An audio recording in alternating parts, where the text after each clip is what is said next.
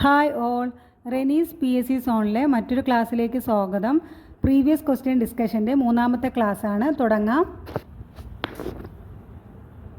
Question: കേരളത്തിലൂടെ കടന്നു പോകുന്ന ദേശീയ ജലപാത ഏതെന്ന് തിരിച്ചറിയുക. ആൻസർ ഓപ്ഷൻ സി, ദേശീയ ജലപാത 3. നമുക്ക് പോയിന്റ്സ് നോക്കാം. ദേശീയ ജലപാത 1 അതെവിടെ? ഗംഗാ നദിയിൽ അലഹബാദ് മുതൽ ഹാൽഡിയ വരെ എത്ര കിലോമീറ്റർ? 1620 കിലോമീറ്റർ. ദേശീയ ജലപാത 2 ബ്രഹ്മപുത്ര നദിയിൽ സദിയ മുതൽ ദുബ്രി വരെ 891 കിലോമീറ്റർ. ദേശീയ ജലപാത 3 കേരളത്തിൽ കൊല്ലം മുതൽ കോട്ടപ്പുറം വരെയുള്ള പശ്ചിമ തീര കനാൽ കിലോമീറ്റർ 205. ദേശീയ ജലപാത 4 ഗോദാവരി കൃഷ്ണ നദികളുമായി ചേർന്ന് കാക്കിനട മുതൽ പുതുച്ചേരി വരെയുള്ള കനാൽ 1095 കിലോമീറ്റർ. അടുത്തത് ദേശീയ ജലപാത 5 പൂർവ്വതീര കനാലുമായി ബന്ധിപ്പിച്ചുള്ള ബ്രാഹ്മണി മഹാനദി ഡെൽറ്റ നദീവ്യവസ്ഥ 623 കിലോമീറ്റർ. ദേശീയ ജലപാത 5 ഈ അടുത്ത കാലത്ത് ഒരു എക്സാമിന് ചോദിച്ചു. അത് ചോദിച്ച രീതി ബ്രാഹ്മണി മുതൽ മഹാനദി ഡെൽറ്റ വരെയുള്ള ദേശീയ ജലപാത ഏതാണ് എന്നാണ് ചോദിച്ചത്. ആൻസർ ദേശീയ ജലപാത 5. ഒരു പോയിന്റും കൂടെ നോക്കണം. നാഷണൽ വാട്ടർവേ ആക്ട് 2016 പ്രകാരം ദേശീയ ജലപാത 3 കൊല്ലം മുതൽ കോട്ടപ്പുറം എന്നത് കൊല്ലം മുതൽ കോഴിക്കോട് വരെ ആക്കിയിട്ടുണ്ട്. അങ്ങനെ അതിൻ്റെ ആകെ നീളം 365 കിലോമീറ്റർ ആയിട്ടുണ്ട്.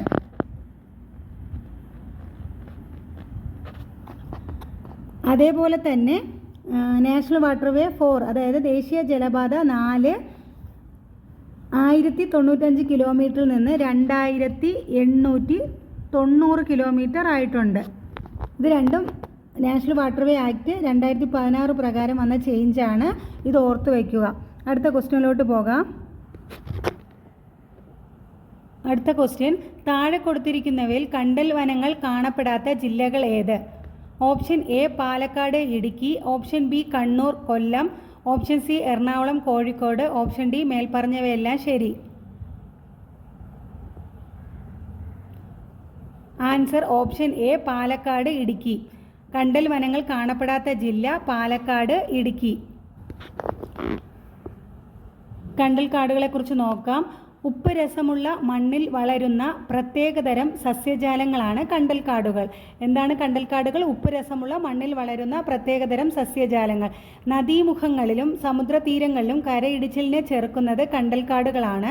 പശ്ചിമ ബംഗാളിലെ കണ്ടൽ കാടുകളാണ് ബംഗാൾ കടുവയുടെ ആവാസ കേന്ദ്രം.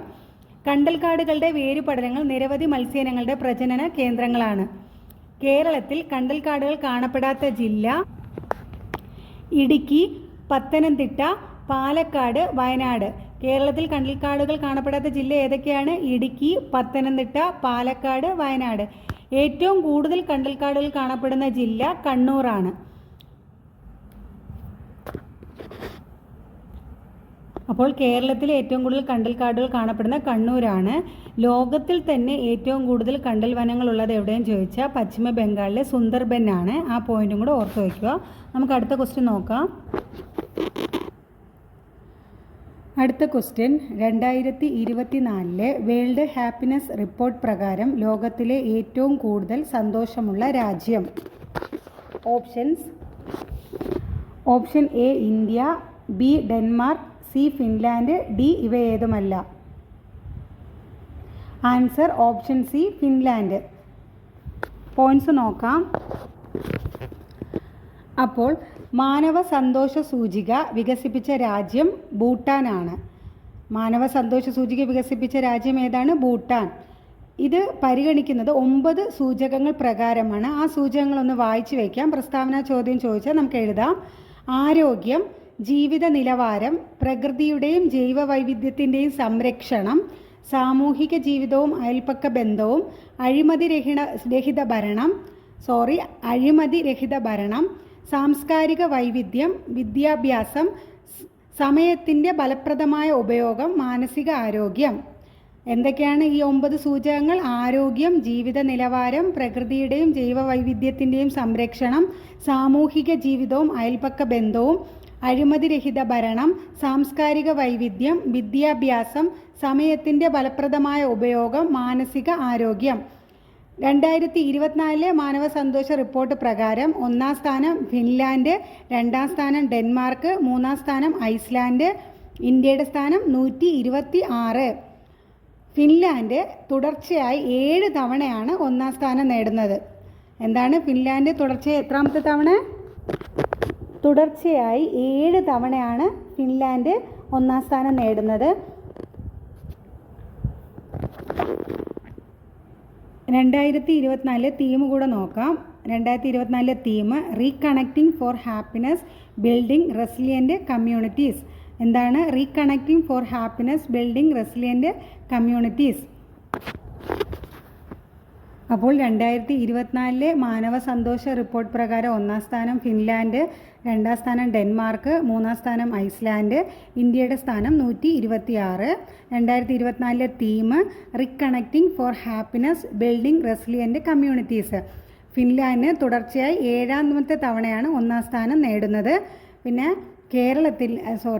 ഇന്ത്യയുടെ 2023 സ്ഥാനം 126, 2022 136 സ്ഥാനമാണ്. അപ്പം ഇന്ത്യക്ക് 2024 23 126 സ്ഥാനം, 22 136 സ്ഥാനം. ഓക്കെ, അടുത്ത ക്വസ്റ്റ്യൻ നോക്കാം. അടുത്ത ക്വസ്റ്റ്യൻ, ആഭ്യന്തര സമ്പദ്ഘടനയെ ലോക സമ്പദ്ഘടനയുമായി സംയോജിപ്പിക്കുന്നതിന് ഡാഷ് എന്ന് പറയുന്നു.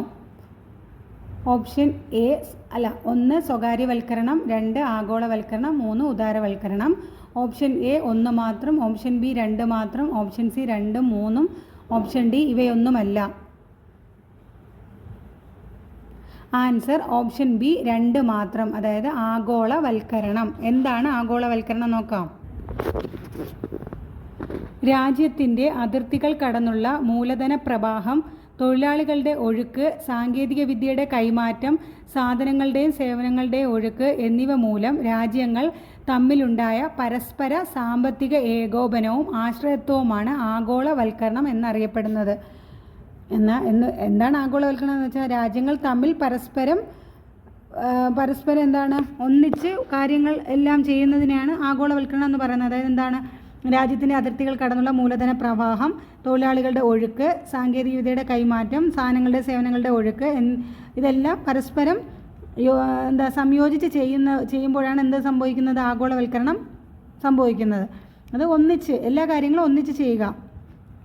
എന്താണ് ആഗോളവൽക്കരണം? രാജ്യത്തിൻ്റെ അതിർത്തികൾ കടന്നുള്ള മൂലധന പ്രവാഹം, തൊഴിലാളികളുടെ ഒഴുക്ക്, സാങ്കേതികവിദ്യയുടെ കൈമാറ്റം, സാധനങ്ങളുടെയും സേവനങ്ങളുടെയും ഒഴുക്ക് എന്നിവ മൂലം രാജ്യങ്ങൾ തമ്മിലുണ്ടായ പരസ്പര സാമ്പത്തിക ഏകോപനവും ആശ്രയത്വവുമാണ് ആഗോളവൽക്കരണം എന്നറിയപ്പെടുന്നത്. ആഗോളവൽക്കരണത്തെ ത്വരിതപ്പെടുത്തിയ ഘടകങ്ങളാണ് അന്താരാഷ്ട്ര ധനകാര്യ സ്ഥാപനങ്ങളായ അന്താരാഷ്ട്ര നാണയനിധി, അതായത് IMF, ലോകബാങ്ക്, പിന്നെ അന്താരാഷ്ട്ര സംഘടനകൾ, അന്താരാഷ്ട്ര കരാറുകൾ, ലോക വ്യാപാര സംഘടന, ബഹുരാഷ്ട്ര കമ്പനികളുടെ വളർച്ച. ആഗോളവൽക്കരണത്തിൻ്റെ ഫലമായി ആഗോളതലത്തിൽ മൂലധന പ്രവാഹം ശക്തിപ്പെട്ടു. ഇറക്കുമതി ചുങ്കവും നികുതികളും കുറച്ചുകൊണ്ട് രാജ്യങ്ങൾ തമ്മിലുണ്ടായ സ്വതന്ത്ര വ്യാപാര കരാറുകൾ കയറ്റുമതിയും ഇറക്കുമതിയും സുഗമമാക്കി. ആഗോളതലത്തിൽ തൊഴിലാളികളുടെ പ്രവാഹവും സാങ്കേതികവിദ്യയുടെ കൈമാറ്റവും വർദ്ധിച്ചു. എല്ലാ രാജ്യങ്ങളിലെയും ഉൽപ്പന്നങ്ങളും സേവനങ്ങളും എല്ലാ കമ്പോളങ്ങളിലും ലഭ്യമായി. അതായത് പരസ്പരം സഹവർത്തിത്വത്തോടെ രാജ്യങ്ങൾ തമ്മിൽ പ്രവർത്തിച്ചപ്പോൾ സാമ്പത്തികമായി എന്തുണ്ടായി? വികസനം ഉണ്ടായി. ഇന്ത്യയിലെ ഉദാരവൽക്കരണം, സ്വകാര്യവൽക്കരണം, ആഗോളവൽക്കരണം എന്നീ ആശയങ്ങൾ രൂപം കൊണ്ടത് എന്നാണ്? ഏത് വർഷമാണ്? 1991. ആ സമയത്ത് പ്രധാനമന്ത്രി ആരായിരുന്നു? PV നരസിംഹ റാവു. പുത്തൻ സാമ്പത്തിക നയം നടപ്പിലാക്കിയ സമയത്ത് ധനകാര്യ വകുപ്പ് മന്ത്രി ആരായിരുന്നു? ഡോക്ടർ മൻമോഹൻ സിംഗ്. ഓക്കെ, അടുത്ത ക്വസ്റ്റ്യൻ നോക്കാം.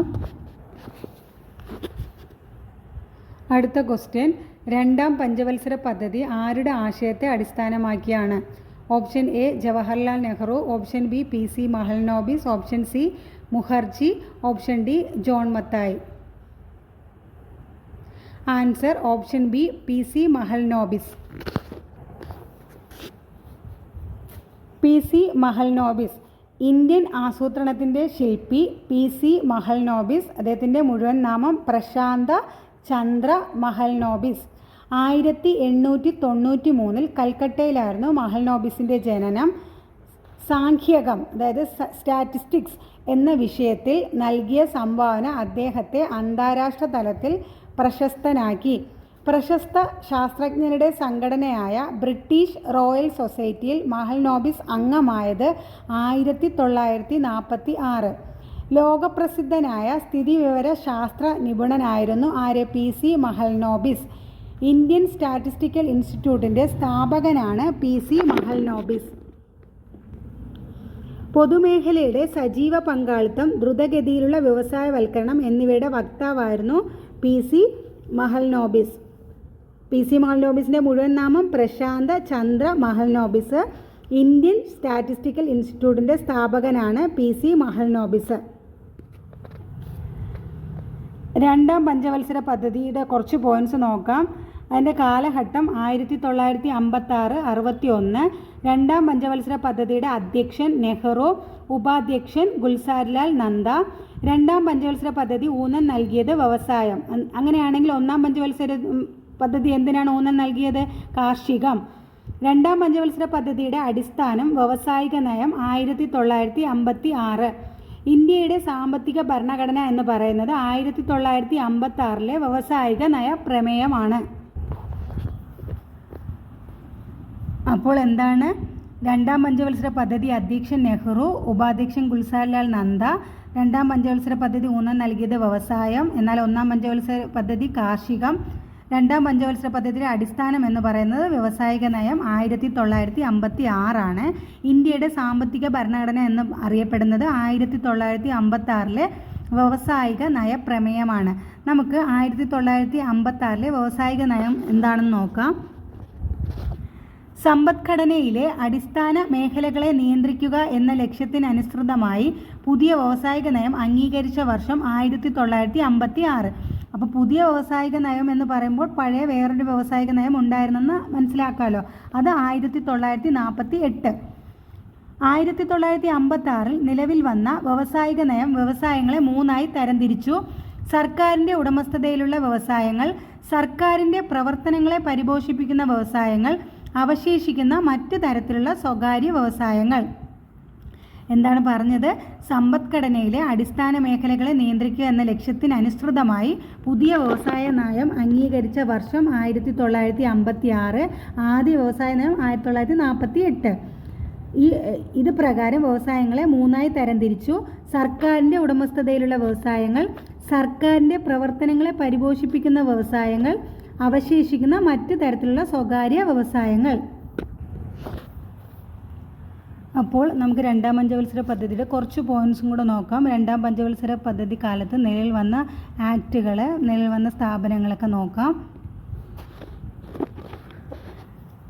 National highway act 1956, Indian companies act 1956 നിലവിൽ വന്നത് രണ്ടാം പഞ്ചവത്സര പദ്ധതി കാലത്താണ്. പിന്നെ 1957 ബൽവന്ത് റായ് മേത്ത കമ്മിറ്റിയെ നിയമിച്ചത് രണ്ടാം പഞ്ചവത്സര പദ്ധതി കാലത്താണ്. എന്തിനാണ് ബൽവന്ത് റായ് മേത്ത കമ്മിറ്റി രൂപീകരിച്ചത്?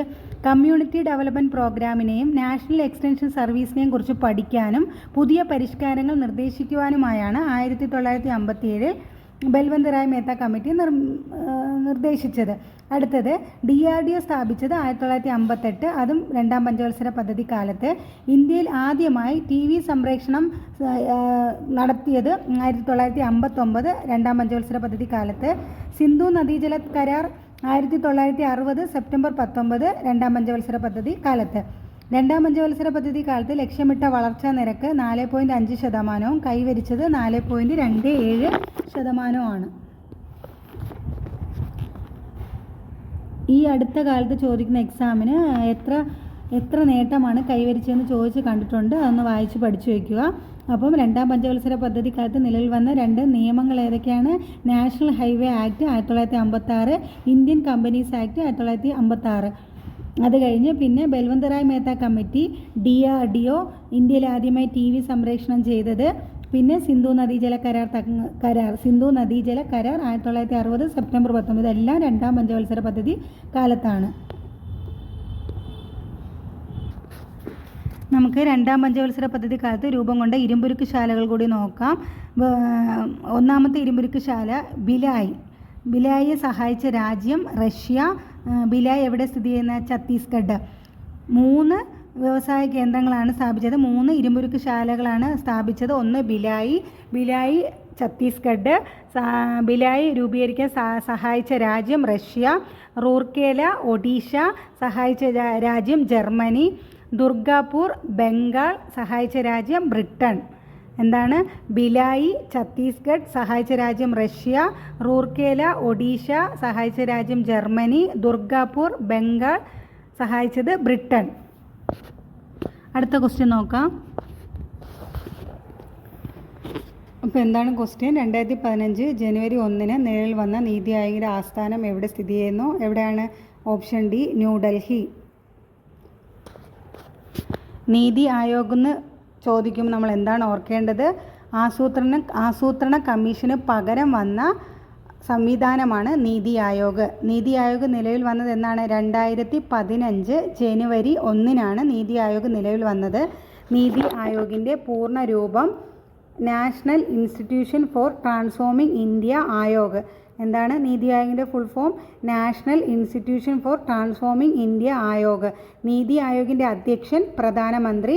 നീതി ആയോഗിലെ ഉപാധ്യക്ഷനെ നിയമിക്കുന്നത് ആരാണ്? പ്രധാനമന്ത്രി. ചീഫ് എക്സിക്യൂട്ടീവ് ഓഫീസറെ നിയമിക്കുന്നതും പ്രധാനമന്ത്രി. താൽക്കാലിക അംഗങ്ങളായി നിയമിക്കുന്നത് പ്രധാന സർവകലാശാലകളിലും ഗവേഷണ സ്ഥാപനങ്ങളിലും ഉള്ളവരെയാണ് താൽക്കാലിക അംഗങ്ങളായി നിയമിക്കുന്നത്. പിന്നെ നീതി ആയോഗിൻ്റെ ആസ്ഥാനം നീതി ഭവൻ സൻസദ് മാർഗ് ന്യൂഡൽഹി. നീതി ആയോഗിൻ്റെ ആസ്ഥാനം എവിടെയാണ്? നീതി ഭവൻ സൻസദ് മാർഗ് ന്യൂഡൽഹി. നീതി ആയോഗ് നിലവിൽ വന്നത് ആരുടെ ശുപാർശ പ്രകാരമാണ്? Independent evaluation office director general Ajay ചിബ്ബറിൻ്റെ ശുപാർശ പ്രകാരമാണ് പ്ലാനിംഗ് കമ്മീഷന് പകരം നീതി ആയോഗ് നിലവിൽ വന്നത്. ഇന്ത്യയുടെ പോളിസി കമ്മീഷൻ എന്നറിയപ്പെടുന്നത് നീതി ആയോഗ്.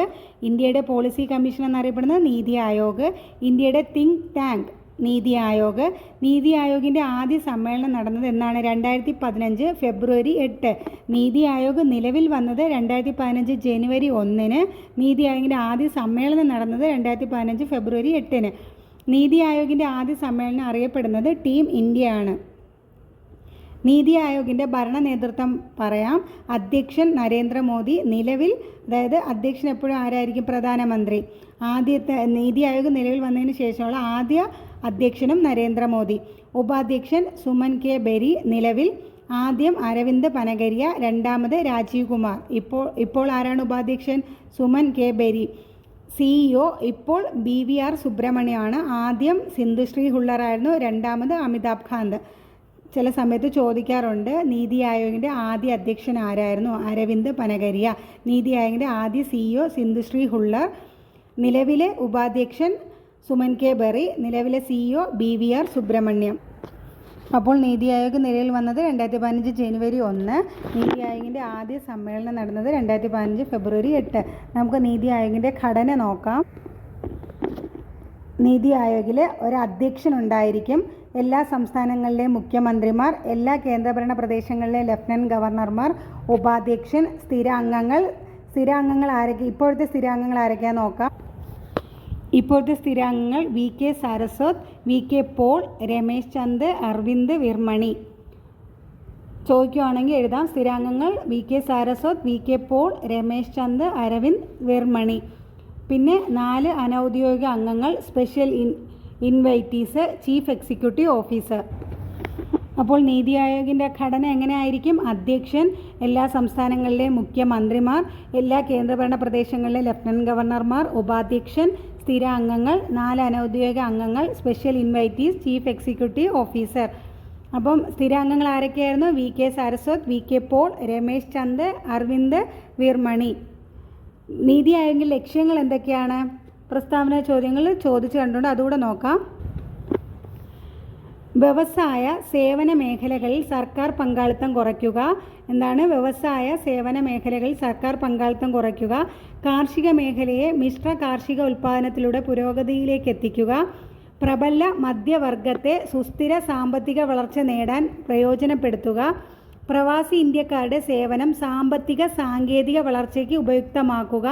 ആധുനിക സാങ്കേതിക വിദ്യയുടെ സഹായത്തോടെ നഗരങ്ങളെ സുരക്ഷിത ആവാസ കേന്ദ്രങ്ങളാക്കി മാറ്റുക. ആഗോള മാറ്റങ്ങളുടെയും വിപണി ശക്തികളുടെയും ഇടപെടലുകൾ നേരിടാൻ രാജ്യത്തെ പ്രാപ്തമാക്കുക. എന്തൊക്കെയാണ് നീതി ആയോഗിന്റെ ലക്ഷ്യങ്ങൾ? വ്യവസായ സേവന മേഖലകളിൽ സർക്കാർ പങ്കാളിത്തം കുറയ്ക്കുക.